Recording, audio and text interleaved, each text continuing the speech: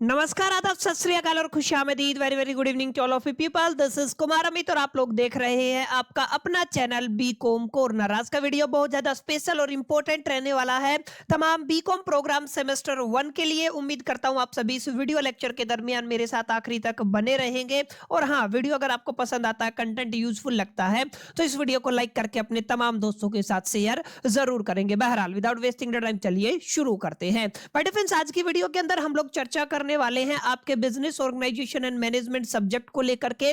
जैसा कि आप सभी जानते हैं, 12 दिसंबर को आपका एग्जाम होने वाला है और इससे जुड़ी हुई इंपॉर्टेंट क्वेश्चन की सीरीज मैंने शुरू की थी, जहां पर हम लोगों ने यूनिट 1 को कंप्लीट किया था। यानी यूनिट 1 के अंदर जिन जिन क्वेश्चंस के एग्जामिनेशन में रिपीट होने की प्रोबेबिलिटी, पॉसिबिलिटी, चांसेस है, उन तमाम क्वेश्चंस को हम लोगों ने डिस्कशन कर लिया था। फाइनली आज हम आपकी सेकंड यूनिट को डिस्कस करेंगे। सेकंड यूनिट के अंदर कुछ चुनिंदा 3-4 क्वेश्चन बनते हैं, जिनको अगर आप लोग प्रैक्टिस करके चले जाते हैं ना, तो आप बहुत हद तक प्रोबेबिलिटी है कि इन्हीं के अंदर से आपको क्वेश्चन देखने को मिलेंगे। तो उम्मीद करता हूं आप सभी इस वीडियो लेक्चर को अच्छे से इत्मीनान से देखेंगे। और हाँ, अगर आप लोग पीडीएफ चाहते हैं तो डेफिनेटली टेलीग्राम को ज्वाइन कर लीजिएगा, लिंक आपको डिस्क्रिप्शन में मिल जाएगा। अब चलिए सेकंड यूनिट के पहले क्वेश्चन को माय डियर फ्रेंड्स यहाँ पे डिस्कस करते हैं। माय डियर फ्रेंड्स, जो ये आपकी यूनिट है ना, ये बिजनेस इन्वायरमेंट से जुड़ी हुई है और एंटरप्रेन्योरशिप से जुड़ी हुई है। यहाँ पे आपको एमएसएमई के बारे में भी पढ़ना पड़ता है, एंटरप्रेन्योरशिप के बारे में भी पढ़ना पड़ता है और बिजनेस इन्वायरमेंट के बारे में भी पढ़ना पड़ता है। पहले तो आप समझिए बिजनेस इन्वायरमेंट का क्या मतलब होता है। बिजनेस इन्वायरमेंट का मतलब होता है बिजनेस को कुछ ऐसे इंटरनल और एक्सटर्नल फैक्टर्स हैं जो कहीं ना कहीं अफेक्ट करते हैं, उसकी ग्रोथ को अफेक्ट करते हैं, उसके मैनेजमेंट को अफेक्ट करते हैं। यानी कि बिजनेस के हर डिसीजन को अफेक्ट करने वाले जो इंटरनल और एक्सटर्नल फैक्टर्स होते हैं, उनको उनका जो सम होता है वो क्या कहलाता है, वो बिजनेस इन्वायरमेंट कहलाता है। अब बिजनेस इन्वायरमेंट के अंदर अलग अलग लेयर्स होती हैं। टोटल अगर आप लोग लेयर्स की बात करते हैं तो 4 लेयर्स होती हैं, जिनके एग्जामिनेशन में पूछने की प्रोबेबिलिटी ज्यादा है। तो इसी कड़ी में हमारा पहला क्वेश्चन है माय डियर फ्रेंड, जिसको आप लोग कहते हैं लेयर्स ऑफ बिजनेस इन्वायरमेंट। सवाल आपसे क्या पूछा जाएगा, बिजनेस इन्वायरमेंट की कितनी लेयर्स है, उनको आपको एक्सप्लेन करना है। अब ध्यान से यहाँ पे समझ लीजिएगा, business environment consist of all the external and the internal forces. मैंने बताया ना, यहाँ पे आप लोग एक्सटर्नल और इंटरनल दोनों फोर्सेस को कंसिस्ट करके दैट इन्फ्लुएंस, जो क्या करता है, इन्फ्लुएंस करता है बिजनेस डिसीजन को, उनको क्या कहते हैं माय डियर फ्रेंड्स, आपका बिजनेस इन्वायरमेंट कहते हैं। These forces can be studies at a different layer और ए लेवल। समझ में आया? यानी कि आप लोग कह सकते हैं ये जो अलग अलग आपके इंटरनल और एक्सटर्नल फोर्सेस हैं, इनको अलग अलग लेवल पे या अलग अलग लेयर्स में स्टडी किया जाता है, जो कहीं ना कहीं मैनेजर्स को अंडरस्टैंड करने में nature and the impact of these influence help करता है। तो माय डियर फ्रेंड्स, लेयर का मतलब आप लोग लेवल समझ सकते हैं। एक पर्टिकुलर बिजनेस एनवायरनमेंट को अलग अलग लेवल पे अंडरस्टैंड किया जाता है, ताकि एक बिजनेस मैनेजर अच्छे से डिसाइड कर सके, डिसीजन ले सके। क्लियर है? तो आई होप कि आपको समझ में आया होगा। लेयर ऑफ बिजनेस एनवायरनमेंट के अंदर टोटल 4 लेयर्स होती हैं, 4 लेवल्स होते हैं। सबसे पहले माय डियर फ्रेंड्स आपका इंटरनल इन्वायरमेंट होता है। याद रखिएगा, पहला इन्वायरमेंट कौन सा है, आपका इंटरनल इन्वायरमेंट है। और यहीं पे आपको याद रखना है दूसरा इन्वायरमेंट माय डियर फ्रेंड्स, अगर आप लोग लेके चलते हैं तो दूसरा इन्वायरमेंट है that is a micro environment. याद रखिएगा, इसको क्या बोलते हो, माइक्रो इन्वायरमेंट बोलते हो। इसके अलावा तीसरे इन्वायरमेंट को आप लोग मैक्रो या जर्नल इन्वायरमेंट के नाम से जाना जाता है। Last and final my dear friends आपका ग्लोबल या इंटरनेशनल इन्वायरमेंट होता है। यानी कि सवाल बिजनेस इन्वायरमेंट से आने की प्रोबेबिलिटी ज्यादा है, तो बिजनेस लेयर्स के ऊपर आपका बिजनेस इन्वायरमेंट लेयर के ऊपर सवाल आता है। तो आप लोग मेक श्योर करके इस चीज को समझ लीजिए, 4 लेयर्स रहेंगी, जहां पर हम लोगों को क्या करना है, बिजनेस इन्वायरमेंट को अंडरस्टैंड करना है। इंटरनल इन्वायरमेंट का मतलब ये होता है माय डियर फ्रेंड्स, जिनको हम लोग कंट्रोल कर सकते हैं विद इन द ऑर्गेनाइजेशन। यानी कि ऑर्गेनाइजेशन के अंदर जिनको कंट्रोल किया जा सकता है, वो क्या कहलाते हैं माय डियर फ्रेंड्स, वो आपके कहलाते हैं इंटरनल इन्वायरमेंट। यानी कि आप ध्यान से देखिएगा, जो बात मैं यहां पे आपको समझाने की कोशिश कर रहा हूं, ये क्या है, इंटरनल इन्वायरमेंट। इंटरनल इन्वायरमेंट के अंदर उन तमाम factors within the organisation को हम लोग इंक्लूड करके चलते हैं, जो भी कहां पे है, जो अफेक्ट करते हैं बिजनेस एक्टिविटी को। यानी कि ये वो सारे फैक्टर हैं दो विद इन द ऑर्गेनाइजेशन है, और विद इन द ऑर्गेनाइजेशन माने इनको आप लोग क्या कर सकते हो, कंट्रोल कर सकते हो। इस बात को आपको समझना है। क्लियर? अब इसके अलावा एक चीज और आप थोड़ा ध्यान दीजिएगा, जब भी आप लोग बात करते हैं माय डियर फ्रेंड्स यहाँ पे इंटरनल इन्वायरमेंट की, यानी कि जिसको बिजनेस के अंदर कंट्रोल किया जा सकता है, ऑर्गेनाइजेशन के अंदर कंट्रोल किया जा सकता है, उसके अलग अलग कंपोनेंट होते हैं। जैसे अगर आप लोग इंप्लॉयज की बात करते हैं तो ऑर्गेनाइजेशन इसको कंट्रोल कर सकता है, उनकी स्किल्स को कंट्रोल किया जा सकता है, मैनेजमेंट को कंट्रोल किया जा सकता है, लीडरशिप स्टाइल को कंट्रोल किया जा सकता है, ऑर्गेनाइजेशनल कल्चर को कंट्रोल किया जा सकता है, कंपनी की पॉलिसी और उसके प्रोसीजर को कंट्रोल किया जा सकता है। और माय डियर फ्रेंड जैसे इंटरनल रिसोर्सेज है, आपके फाइनेंशियल रिसोर्सेज हो गए, फिजिकल रिसोर्सेज हो गए, टेक्नोलॉजिकल रिसोर्सेज हो गए, इन तमाम चीजों को कंट्रोल किया जा सकता है। और जो भी कंट्रोल किया जा सकता है ना, वो इंटरनल इन्वायरमेंट के अंदर आता है, इसको आपको समझना है। एक्सटर्नल इन्वायरमेंट भी होता है, वो आपका अनकंट्रोलेबल बाय द ऑर्गेनाइजेशन होता है, इसको आपको ख्याल में रखना है। ठीक है? तो इंटरनल इन्वायरमेंट क्या होता है, इसके कंपोनेंट क्या है, ये सारी चीजें एग्जाम के अंदर पूछी जाती है, लिख के आनी है। इसके अलावा ये थोड़ा ध्यान रखिएगा, इसका इंपैक्ट क्या पड़ता है, यानी कि इंटरनल इन्वायरमेंट का बिजनेस के ऊपर इंपैक्ट क्या होता है। तो ध्यान से देख लिए, internal factors are controllable and directly influence business performance and the strategy. Business की स्ट्रेटजी को और बिजनेस की परफॉर्मेंस को डायरेक्टली इंपैक्ट करते हैं कौन, इंटरनल फोर्सेज या internal factor, whatever you can से। ठीक है? तो आई होप क्लियर बिजनेस का मतलब आपको समझ में आया होगा, और आपको इंटरनल इन्वायरमेंट का आपको समझ में आया होगा। अब आपको समझना क्या है, माइक्रो इन्वायरमेंट टास्क या ऑपरेटिंग इन्वायरमेंट के नाम से भी इसको जाना जाता है। अब यहाँ पे देखिए इसका क्या मतलब है, बहुत डिटेल में जाकर के आपको अच्छे से इसको अंडरस्टैंड करना है कि जब भी आप लोग माइक्रो इन्वायरमेंट की बात करेंगे, एक होता है मैक्रो, एक होता है micro. Micro environment refer the immediate external forces that directly affect business operation but are partially controllable. माने आज ऐसे आप लोग कह सकते हो फैक्टर्स जो इमीडिएटली एक्सटर्नल फोर्सेस की तरह काम करते हैं। These are the immediate external forces जो डायरेक्टली आपके बिजनेस ऑपरेशंस को क्या करते हैं, इंपैक्ट करते हैं, अफेक्ट करते हैं, लेकिन इनको पार्शियली माने कुछ हद तक, कुछ परसेंटेज, आधा आप लोग क्या कर सकते हो, कंट्रोल कर सकते हो। इनको क्या बोला जाता है, माइक्रो इन्वायरमेंट टास्क या ऑपरेटिंग इन्वायरमेंट बोला जाता है। अब इसके कंपोनेंट बहुत जरूरी है, याद रखिएगा। जैसे अगर आप लोग बात करते हैं कस्टमर की, तो बिजनेस के अंदर क्या होता है, कस्टमर होता है। कस्टमर मतलब कोई भी इंडिविजुअल या कोई भी ऑर्गेनाइजेशन जो आपकी गुड्स या सर्विस को, गुड्स को खरीदता है या सर्विस को रेंडर करता है, वो क्या कहलाता है, वो कस्टमर कहलाता है। सेकंड माय डियर फ्रेंड्स, आप लोग किसका एग्जांपल ले सकते हैं, सप्लायर का, जो आपको रॉ मटेरियल, कंपोनेंट्स या सर्विस प्रोवाइड करता है, वो सप्लायर है, और ये भी आपका माइक्रो इन्वायरमेंट के अंदर आता है। आपका कॉम्पिटिटर, ऐसी फर्म जो आपके जैसा सिमिलर प्रोडक्ट ऑफर करती है, वो क्या है, आपका कंपटीटर है। इमीडिएटर का मतलब जो होलसेलर, रिटेलर, एजेंट्स या डिस्ट्रीब्यूशन वाले हैं, वो क्या है, वे आपके इंटरमीडिएटर है। पब्लिक्स की बात करें तो आप लोग मीडिया की बात कर लीजिए, लोकल कम्युनिटी, प्रेस, जो भी आपका प्रेशर ग्रुप्स है, ये तमाम किसके कंपोनेंट है माय डियर फ्रेंड्स, आपके माइक्रो इन्वायरमेंट के कंपोनेंट है। ये आपको थोड़ा अपने ख्याल में, अपने ज़हन में रखना है और इनको याद रखना है। अब देखिए, micro factors influence day to day decision making. Clear है?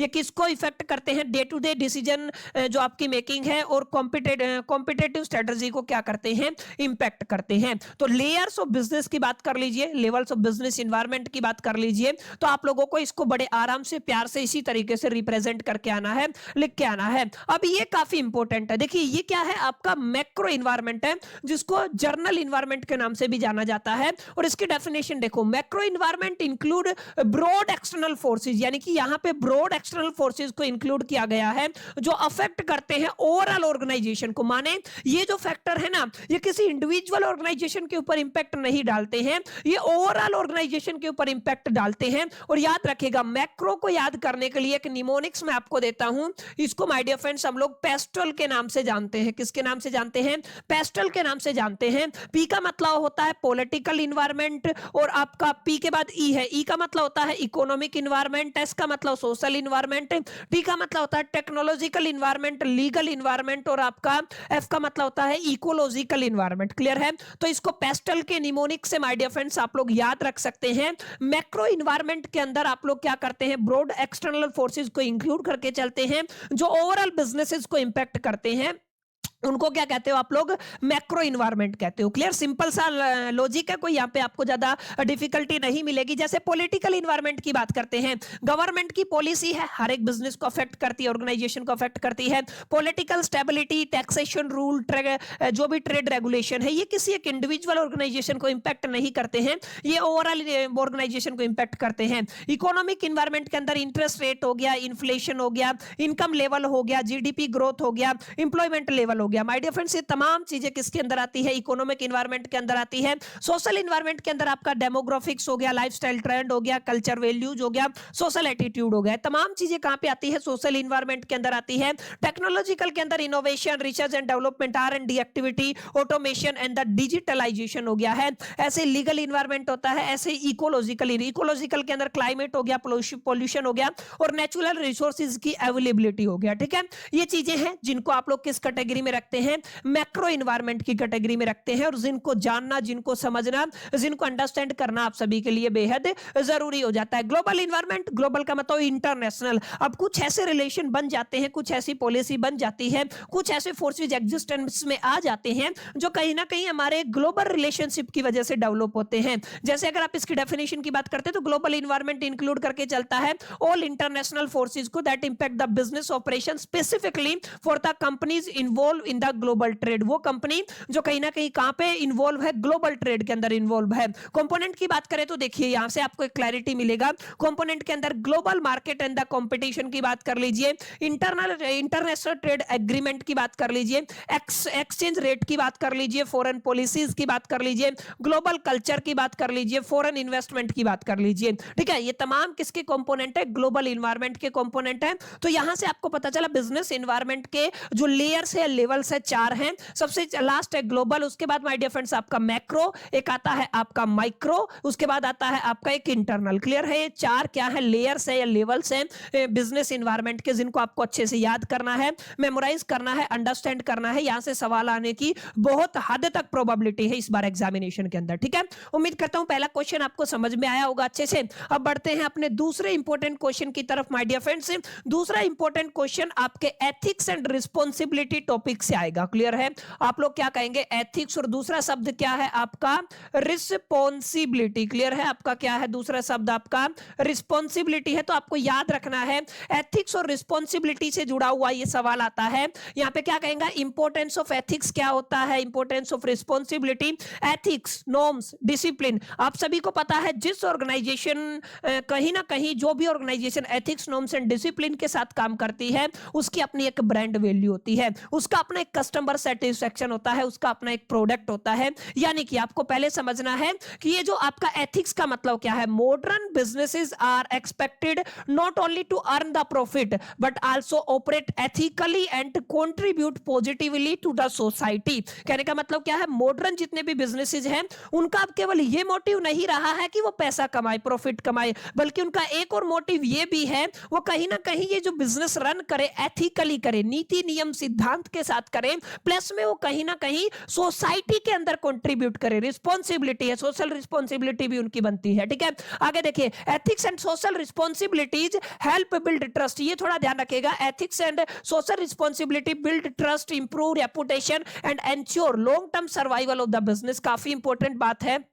अगर आपको लंबा चलना है, सर्वाइवल करना है, ग्रोथ करना है, तो आपको क्या करना पड़ेगा, आपको एथिकली करेक्ट होना पड़ेगा। और माय डियर फ्रेंड्स, जिसने अनएथिकल प्रैक्टिसेस की है ना, वो डेफिनेटली उसके साथ बुरा हुआ है, आज नहीं तो कल हुआ है। यानी कि सिंपल सा मुद्दा ये है, don't play with ethics, norms and discipline not only in the business world but also in your personal life. अब किसी का भी एग्जांपल उठा सकते हैं जिन्होंने भी एथिक्स, नॉर्म्स एंड डिसिप्लिन के साथ कॉम्प्रोमाइज किया है ना, they face N lot of the problem. चाहे आप लोग किंग ऑफ स्काई हो तो डेफिनेटली आपको डिप्लोमेटिक पासपोर्ट के ऊपर इंडिया छोड़ के भागना पड़ सकता है, चाहे आप लोग लाखों बेसहारा के सहारा हो, आप सभी को पता है 10 दिन के लिए आपको तिहाड़ में रहना पड़ सकता है। बहरहाल हम उस मुद्दे पर नहीं जाएंगे, मतलब सीधा सीधा मुद्दा यह है, जो भी आप लोग करते हैं जीवन में भी, पर्सनल लाइफ में भी, प्रोफेशनल लाइफ में भी, व्यक्तिगत जिंदगी हो चाहे वो आपका बिजनेस वर्ल्ड हो, हर एक किसी के अंदर एथिक्स, नॉर्म्स, डिसिप्लिन होना जरूरी है। एथिकली आप लोग राइट होने चाहिए। अगर आप लोग लॉन्ग टर्म में सर्वाइव करना चाहते हैं,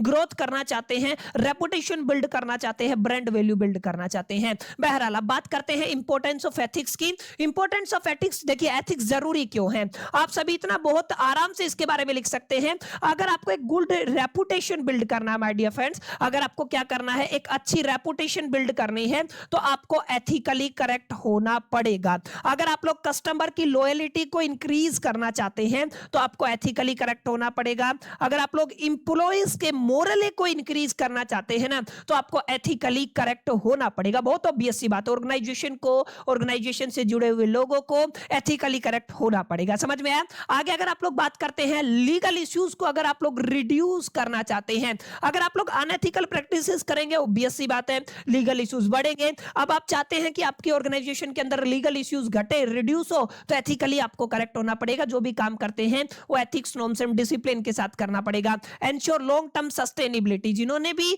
कोई भी अनएथिकल प्रैक्टिसेस किया है वो ज्यादा लंबे समय तक चले नहीं है, और जो भी लोग एथिकल हैं वो लंबे टर्म तक सर्वाइव करते हैं। तो अगर आप लोग लॉन्ग टर्म सस्टेनेबिलिटी की बात करते हैं तो आपको एथिकली करेक्ट होना पड़ेगा।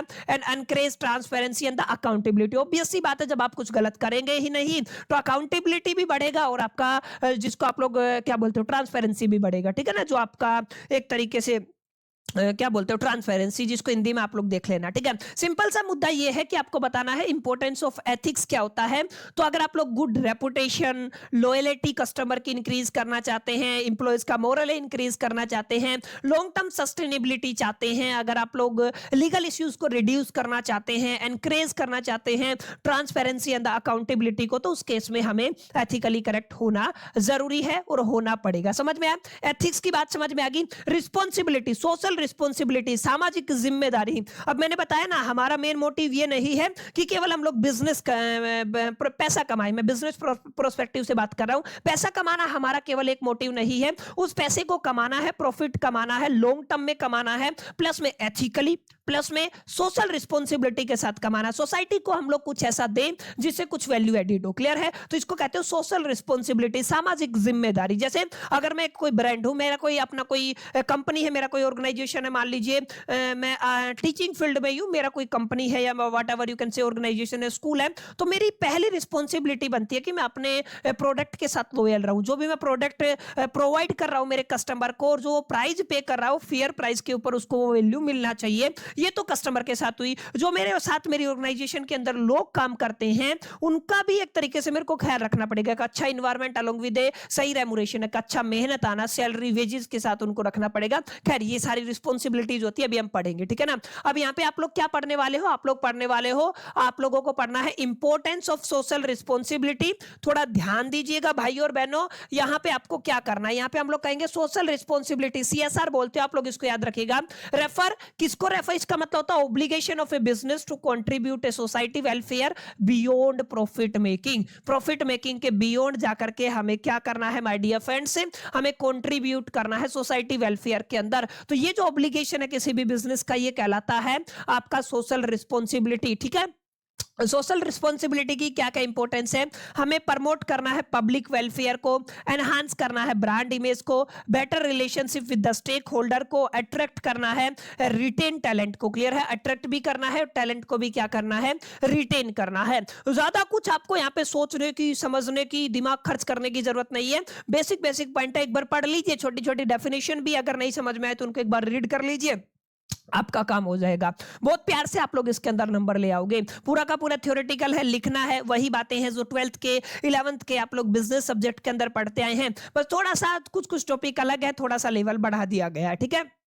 चलिए अगला इंपॉर्टेंट टॉपिक है माय डियर फ्रेंड्स, आपका एमएसएमई। आई थिंक ये आपका लास्ट टॉपिक है, इसके अलावा यहां से कुछ नहीं पूछा जाएगा। एमएसएमई को थोड़ा डिटेल में पढ़ेंगे। एमएसएमई, एम का मतलब क्या होता है? Micro small and medium enterprises कहते हैं। ठीक है? अब यहाँ पे देखिएगा what is the meaning of MSME. अच्छा, एक एंटरप्रेन्योरशिप के ऊपर भी सवाल आता है, मैंने वन शॉट के अंदर करवाया हुआ है, उसको जरूर कंसिडरेशन में रखिएगा। कई बार किस्मत खराब होती है तो पूछ लिया जाता है। ठीक है ना? आपसे क्या पूछा जाएगा? एंटरप्रेन्योरशिप के ऊपर क्वेश्चन क्वेश्चन पूछा जाएगा, प्लीज मेक श्योर करके उस चीज को जरूर अंडरस्टैंड कीजिएगा। अब चलिए आगे बढ़ते हैं और समझने की कोशिश करते हैं जिसके लिए ये लेक्चर रखा गया है। एमएसएमई स्टैंड करता है एमएसएमई क्या करता है, स्टैंड करता है माय डियर फ्रेंड्स किसके लिए, micro small and medium enterprises के लिए।